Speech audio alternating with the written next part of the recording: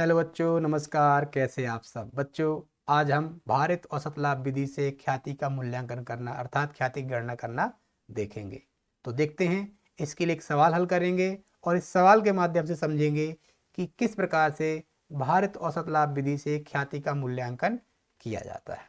तो निम्नलिखित सूचना से एक कंपनी के पिछले 5 वर्षों के भारित औसत लाभ के 3 वर्षों के क्रय के आधार पर ख्याति का मूल्यांकन कीजिए।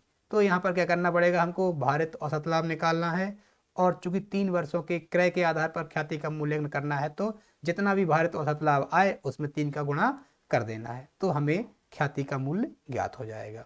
तो आगे वर्ष दिए गए हैं, ठीक है, 2012, 13, 14, 15 और 16 और क्रमशः इनके लाभ भी दे दिए गए हैं और इनका भार भी नीचे दिया गया है। ठीक है, 2012 को 1 भार दिया गया है, 13 को 2, 14 को 3 और 2015 को 4 और 2016 जो अंतिम वर्ष है उसको सबसे ज़्यादा 5 भार प्रदान किया गया है। ठीक है, और कुछ अतिरिक्त सूचनाएं भी दी गई हैं जिसमें लिखा है 1/10/2016 को स्कूटर शेड 8 लाख रुपए में बनवाया गया है। स्कूटर शेड एक स्थायी संपत्ति होगी तो यह पूंजीगत व्यय है, इसे आय में चार्ज कर दिया गया है। गलती क्या की आपने, इसे पूंजीगत व्यय मानकर चिट्ठे में संपत्ति पक्ष की ओर ले जाना चाहिए था, लेकिन हमने क्या कर दिया, इसे आय के रूप में चार्ज कर दिया है, अर्थात लाभ हानि खाते में इसका लेखा हो गया है।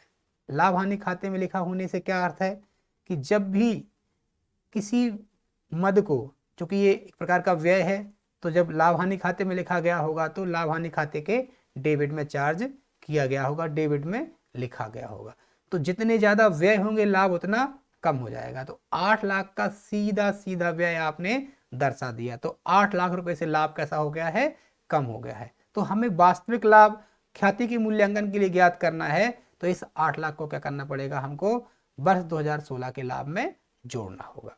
इस पर 10% प्रतिवर्ष की दर से ह्रास नहीं लगाया गया है, तो इस पर 10% का ह्रास भी हम लगा लेंगे। ठीक है, आगे है वर्ष 2015 के लिए अंतिम स्टॉक को 60,000 रुपए से कम मूल्यांकित किया गया है।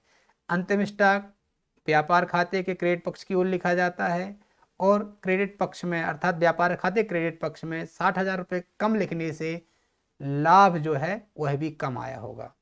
ठीक है, तो लाभ वास्तविक बनाने के लिए क्या करना हम पड़ेगा, अब वर्ष 2015 के जो लाभ दिया गया है उसमें 60,000 को जोड़ना होगा।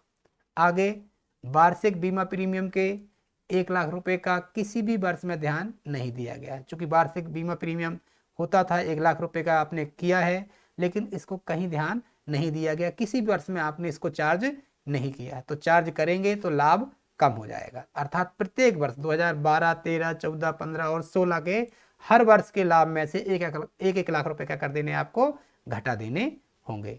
ख्याति के मूल्यांकन हेतु इस पर ध्यान दिया जाना चाहिए। तो इस प्रकार से हमारा ये सवाल है। तो बच्चों इस सवाल को हल करेंगे। तो हल करना है तो क्या ज्ञात करना है, हमको गुडविल ज्ञात करनी है। और गुडविल कैसे ज्ञात होती है, एवरेज प्रॉफिट में हम गुणा कर देते हैं नंबर ऑफ ईयर परचेज। तो यहाँ नंबर ऑफ ईयर परचेज 3 दिए गए हैं, ठीक है, और औसत लाभ आपको ज्ञात करना होगा, क्योंकि यहाँ जो लाभ दिया गया है यह सही लाभ नहीं है, इसको समायोजित करना है। और चूंकि विधि कौन सी है, भारित, अर्थात जो भार है भार के आधार पर हमको औसत लाभ निकालना है।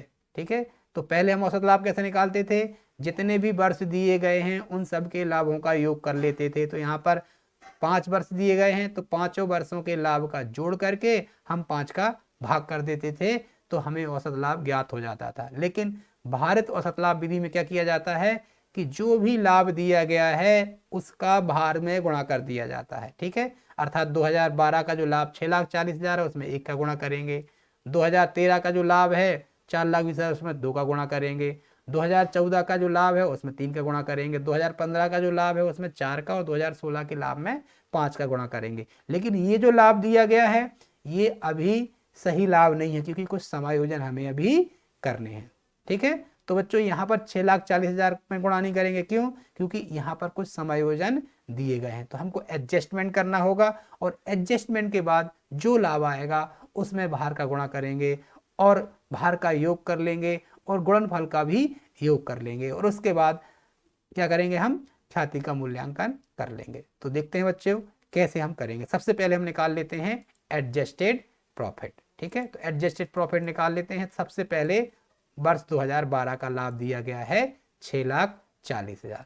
और बच्चों 6,40,000 जो लाभ दिया गया है उसमें ये जो 3 हमको समायोजन करने होंगे, इसमें से 2012 में कौन सा समायोजन होगा? देखिए ये तो 16 की बात कर रहा है, ये 15 की बात कर रहा है, तो तीसरा पॉइंट जो है प्रत्येक वर्ष पर है, अर्थात 2012 में भी 1 लाख रुपए चार्ज नहीं किया गया है। तो 1 लाख रुपए का एक खर्चा है, अगर खर्चा होगा तो लाभ कम हो जाएगा, तो यहाँ पर 1 लाख को हमको लेस कर देना है। एनुअल इंश्योरेंस प्रीमियम कितने का? 1 लाख रुपए का, और इसको घटाने के बाद जो राशि आएगी वह 2012 का एडजस्टेड प्रॉफिट होगा 5,40,000। अब हम बात करते हैं 2013 की। 2013 का लाभ दिया गया है 4,20,000, और चूंकि प्रश्न में 15 का एडजस्टमेंट है, 16 का एडजस्टमेंट है, ठीक है, बाकी वर्षों में सिर्फ ये 1-1 लाख रुपए का करते जाने, आपको माइनस करते जाने हैं। ठीक है, तो यहाँ पर हम लेस कर देंगे एनुअल इंश्योरेंस प्रीमियम 1 लाख रुपए और आ जाते हैं 3,20,000। इसी प्रकार से 2014 का भी निकाल लेते हैं, इसमें से भी हमको 1 लाख घटा देने हैं इंश्योरेंस प्रीमियम के, ये आ जाता है 4,60,000। अब बात करते हैं 2015 की। 2015 का समायोजन हमको दिया गया था। वर्ष 2015 के लिए अंतिम स्टॉक को 60,000 रुपए से कम मूल्यांकित किया गया, तो इसका अर्थ है कि अंतिम स्टॉक 60,000 रुपए से कम लिखा गया है, जिसके कारण उस वर्ष का लाभ भी 60,000 रुपए से कम आया होगा। तो 60,000 को क्या कर देंगे? हम प्लस कर देंगे, तो हम यहाँ लिखते हैं प्लस। ठीक है, closing stock under valued, closing stock कैसा किया गया है? कम मूल्यांकित किया। कितना कम मूल्यांकित किया है? 60,000। ठीक है, तो इसको हल किया तो आ गया 5,80,000। और 2015 में क्या हुआ है? ये जो एनुअल इंश्योरेंस प्रीमियम है इसको भी हमको माइनस करना है, तो इसको हम माइनस कर देते हैं। कितना? 1 लाख रुपए, तो आ जाता है ये 4,80,000। अब बात करते हैं 2016 की। 2016 में क्या क्या हुआ है? सबसे पहले ये समझिएगा बच्चों, ये जो क्लोजिंग स्टॉक है ये अंडर वैल्यूड हुआ है 2015 में, तो ये जो क्लोजिंग स्टॉक है 2015 का 2016 में क्या हो जाएगा? ओपनिंग स्टॉक बन जाएगा। ठीक है, और ओपनिंग स्टॉक अगर अंडर वैल्यूड है तो लाभ कैसा आया होगा? अधिक आया होगा। 2016 का लाभ अधिक आया होगा, तो क्या करना पड़ेगा? इसको माइनस करना पड़ेगा। तो ध्यान दीजिएगा, इसको भूलिएगा नहीं। तो अब हम देखते हैं समायोजन और क्या क्या दिए गए हैं।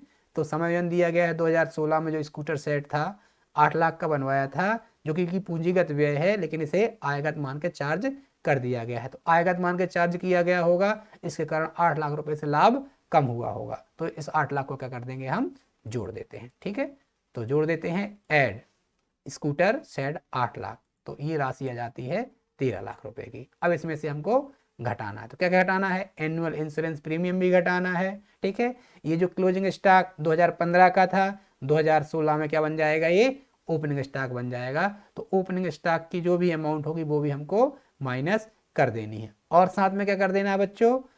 ध्यान दीजिएगा कि यहाँ पर जो हमने स्कूटर शेड बनवाया है इस पर ह्रास का भी प्रावधान करना है, जो कि नहीं किया गया है, तो इसको भी हम प्रावधान कर देंगे। तो बच्चों यहाँ पर हम लिखते हैं, सबसे पहले ओपनिंग स्टॉक अंडर वैल्यूड हुआ था कितने से?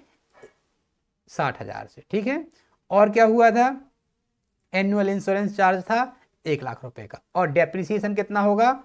डेप्रिसिएशन जो है आपका आ जाएगा, कैलकुलेशन करना पड़ेगा हमको, 8 लाख रुपए की संपत्ति है। ठीक है, 10% ह्रास लगाना, कितने महीने का लगेगा? 3 महीने का, क्योंकि डेट क्या दी गई थी आपको? यहाँ ध्यान दीजिएगा, ये डेट दी गई थी 1/10, मतलब 10वां महीना, 11वां और 12वां, 3 महीने का ह्रास लगाना है। तो ये राशि आ जाती है 20,000, और इसका हम टोटल कर लेंगे, और जितना भी टोटल आएगा उसको 13 लाख से माइनस कर देंगे, तो हमें ज्ञात हो जाता है 11,20,000 वर्ष 2016 का एडजस्टेड प्रॉफिट। तो देखिए 2012, 13, 14, 15 और 16,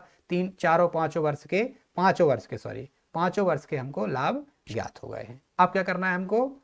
वेटेड एवरेज प्रॉफिट। ठीक है, अब हमें वेटेड एवरेज प्रॉफिट निकालना है, तो कैलकुलेट कर लेते हैं, calculation of weighted average profit. ठीक है, तो थोड़ा सा हम प्रारूप बना लेते हैं। यहाँ पर हमको 4 कॉलम बनाने होंगे। पहला कॉलम ईयर का होगा, दूसरा प्रॉफिट जो दिया गया है, वेट दिया गया है, और जो प्रॉफिट है, ठीक है, और उसका वेट का हम गुणा कर लेंगे तो क्या निकलेगा? प्रोडक्ट निकलेगा। ठीक है, तो वर्ष 2012, 13, 14 और ये 16, इनके लाभ हम क्रमशः लिख लेते हैं। ये लाभ हम पहले ज्ञात कर चुके हैं। अब वेटेड कितना दिया था? 1 2 3 4 5, ठीक। अब गुणा कर लेते हैं, और हमने गुणा कर लिया और क्या कर लिया, इनका जोड़ कर लिया, टोटल किया, ठीक है। तो वेट का योग आ गया 15 और प्रोडक्ट का योग आ गया 1,80,000। अब हमें क्या कर देना है, वेटेड एवरेज प्रॉफिट निकाल लेना है। तो क्या करना है, प्रोडक्ट में वेट का टोटल वेट का भाग कर देना है। तो किया हमने, तो 1,80,000 में 15 का भाग कर दिया, तो आ गया 6,72,000। और हमें गुडविल निकालनी है, तो गुडविल कितनी आ जाएगी, 6,72,000 में हमको क्रय वर्षों की संख्या अर्थात 3 का गुणा कर देना है। तो हमारा आ जाता है 20,16,000 रुपये का क्या आ गया, जो गुडविल का अमाउंट आता है। तो इस प्रकार से बच्चों हमने वेटेड एवरेज प्रॉफिट से गुडविल की कैलकुलेशन करना सीख लिया है।